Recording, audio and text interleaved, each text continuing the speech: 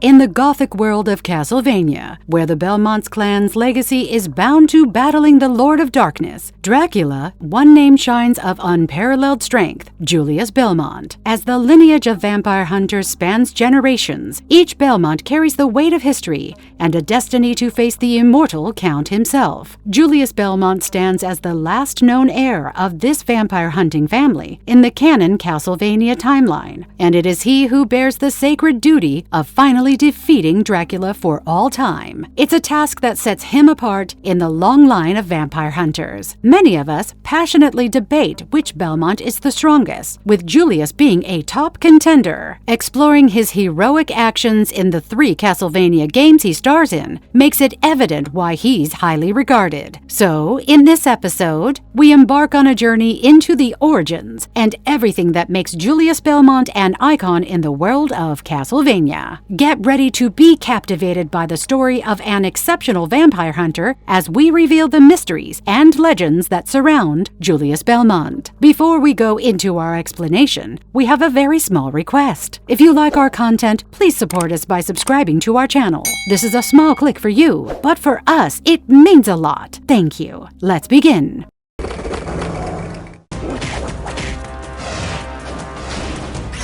Who is Julius Belmont? Julius Belmont, the final heir of the Belmont clan, stands as a crucial figure in the war against the immortal Count Dracula. But Julius isn't just a name. It's a connection to prophecy and fate. The name Julius holds a curious link to the 7th month of the year, July. This month is significant, tied to the cryptic predictions of none other than Nostradamus, the renowned seer. In his prophecies, Nostradamus foretold the return of Dracula in the year 1999, in the very same month, marking the rise of the Dark Lord. It was this prophesied resurrection that Julius Belmont was destined to confront. In the final battle that would go down in history as the Demon Castle War, Julius took on the powerful Count Dracula, putting an end to his reign of terror in the year 1999. However, the victory came at a cost, as it left Julius with amnesia, erasing his memory of everything but the first letter of his name, J. Lost and wandering, Julius eventually found himself within the ominous walls of Dracula's castle once again. It was here that he embarked on yet another quest, joining forces with Yoko Belnades and Genya Ericato in Castlevania Dawn of Sorrow. Together they stood against Celia Fortner and her cult, who were determined to resurrect the Dark Lord once more.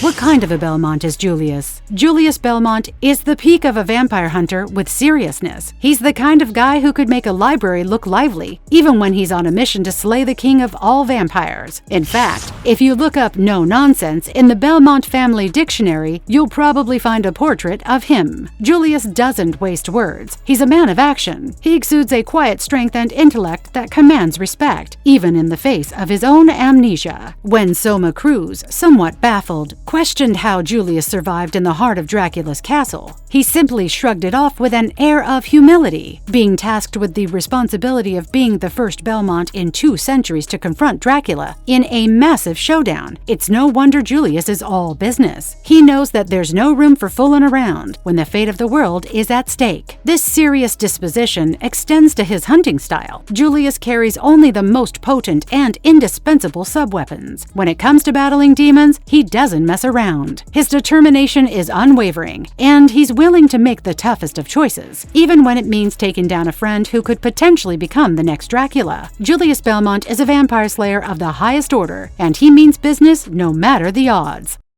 Arah of Sorrow, battling friendship. In the tale of Arah of Sorrow, Julius Belmont's past is covering in amnesia. It all traces back to his fateful showdown with Dracula in the year 1999 as we know it. But Julius is no ordinary amnesiac. With an intuition hidden deep within, he leaves on a journey that leads him straight to Dracula's castle, as he wants to uncover the truth about his own identity. As his memory slowly returns, Julius begins to suspect a shocking revelation. He He believes that the true reincarnation of Dracula is Soma Cruz. To prepare for a major showdown, Julius looks for the vampire killer whip, a potent weapon passed down through his family. This whip played a vital role in sealing Dracula and his castle in the eclipse, and just as the prophecy foretold, Soma does indeed regain the power of Dracula. It sets the stage for an epic face-off between Julius and Soma, right on the brink of chaotic realm, where Soma intends to sever the ties between Dracula and the evil chaos that fuels him. In their battle, despite Julius being at full strength, Soma wins, realizing that Julius had intentionally held back. The reason? Julius sensed the pureness of Soma's soul, resisting the dark influence of Dracula's power. He wanted to aid Soma on his journey to rid himself of this darkness. Before parting ways, Soma asks Julius to promise that if he fails in his mission, Julius will step in to finish what their fight had started. And in the event that the player falters against the ultimate enemy, Chaos, Julius stands ready to fulfill this promise. Soma's humanity and destiny hang in the balance, and only the castle's ancient walls know the outcome of their final, gripping encounter. In the end, the canonical conclusion sees Soma defeating Chaos, preserving his humanity, and potentially enjoying a blood-red goblet of victory. Julius, the quiet hero, has done his part, ensuring the darkness doesn't claim another soul.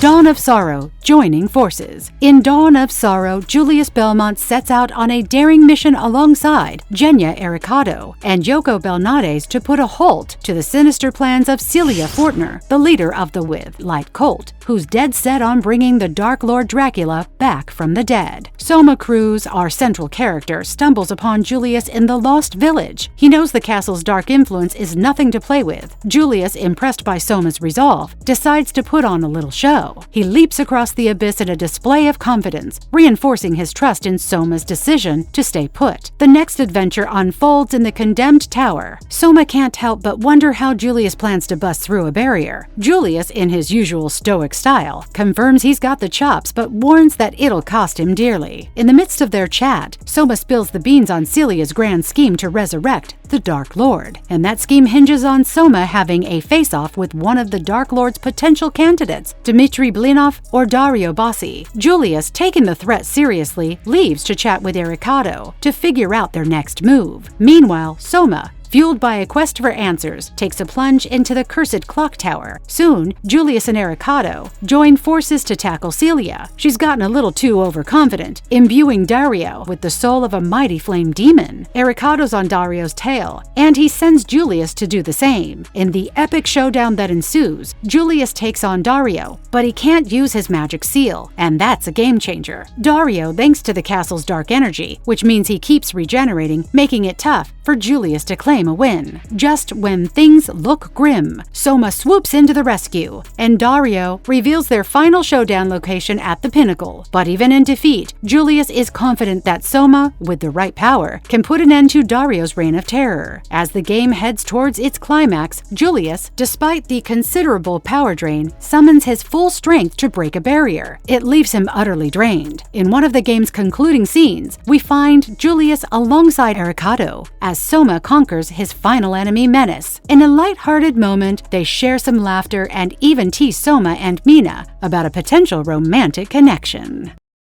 Unlock the bonus mode, Julius Mode. This special mode puts you in the boots of none other than Julius Belmont. So, how do you unlock this blood-pumping experience? Once you've conquered Castlevania, Arah of Sorrow, simply start a new game with the file named Julius. That's the secret handshake to access this vampire-slaying fest. What can you expect from Julius Mode? Well, imagine all the typical abilities of a Castlevania hero, and you've got it. High jumps and uppercut attacks just like in the good old days. Then there is the Omnia Vanitas. It's like a cloak of intangibility that lets you slide behind your enemies, adding a dash of finesse to your moves. Julius kicks off the adventure with the keys to the castle. The player can go whenever he pleases, exploring to his heart's content. But no items, no leveling up. Julius doesn't need those gadgets and power-ups. He's old school in this mode. If you dare to unlock this mode in Dawn of Sorrow, you've got to earn your keep. To access this story, you'll need to follow the bad ending from the previous game, where Soma takes up the mantle of the Dark Lord. But remember, Julius can't fiddle with items, though he's more open to growth in this game. And in a sweet homage to Castlevania 3, Julius can recruit allies. Yoko Loco Belnades, and the legendary Alucard himself. The showdown is inevitable, and Soma, depending on who's up against him, dishes out a unique line. Julius Mode isn't just about a gameplay, it's a journey into Castlevania history and a chance to embody the legendary vampire hunter. Harmony of Despair, whipping out in style. In this one, Julius has joined the cast in Harmony of Despair. He's armed with the legendary vampire killer, and he's not here to play around. But isn't that the same weapon Jonathan Morris wields? Well, yes and no. Julius may share the vampire killer as his primary weapon, along with a few sub-weapons, but his style is all his own. He's got a unique skill that sets him apart. Julius can whip in not just one or two, but all 8 directions, just like Simon Belmont in Super Castlevania 4. And to top it off, his whip has some serious range and packs a punch with its lightning-fast attacks. When it comes to sub-weapons, Julius is no slouch. He's got 6 at his disposal: knife, axe, ricochet rock, holy water, cross, and Bible. And if you've already found a copy with Jonathan, don't worry, Julius can use those too. Julius has a couple of martial arts tricks too. The uppercut, which is pretty much self-explanatory, packs a punch but hits only directly above him. And then there's the Omnia Vanitas, a nod to Castlevania, Arah of Sorrow's teleport move, allowing Julius to move around in style. And Julius can swing off Shanoa's Magnus points. It's a homage to Simon's acrobatics in Super Castlevania 4. This guy really knows how to make an entrance, and in terms of raw damage, Julius means business. He can outdo Jonathan both with his trusty whip and his arsenal of sub-weapons.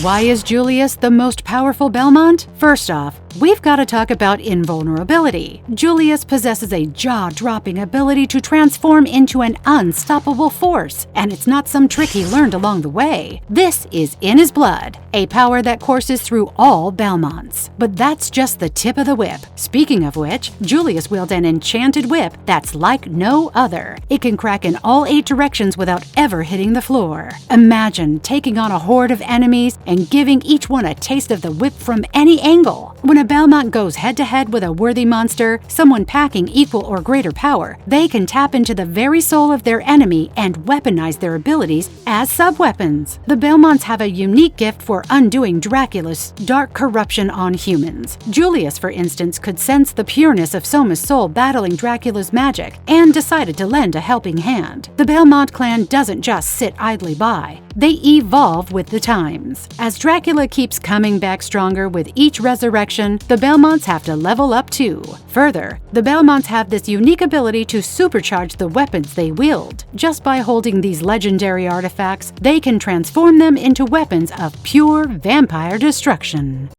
Marvelous verdict. In the Grand Belmont legacy, Julius Belmont shines as a beacon of strength and dedication to the eternal battle against the force of darkness. His unbreakable spirit, his mastery of the vampire killer whip, and his unique abilities mark him as a true hero in a never-ending war against the Lord of Vampires, Dracula. The story of Julius Belmont, the memory-stricken hero, is a thrilling one that unfolds amidst prophecies and vampire lore. It's a tale that showcases the spirit of the Belmont clan and their relentless battle against the forces of darkness. Julius's abilities and skills are a legacy passed down through generations. He represents the evolution of the Belmont clan, always adapting to the ever-growing might of their age-old nemesis. Julius Belmont stands as a reflection of the enduring power of the Belmont lineage, a symbol of hope in the face of eternal darkness. And if you liked our content, don't forget to leave a like and subscribe to us if you haven't already. Have a good one and be safe. Thanks, everyone.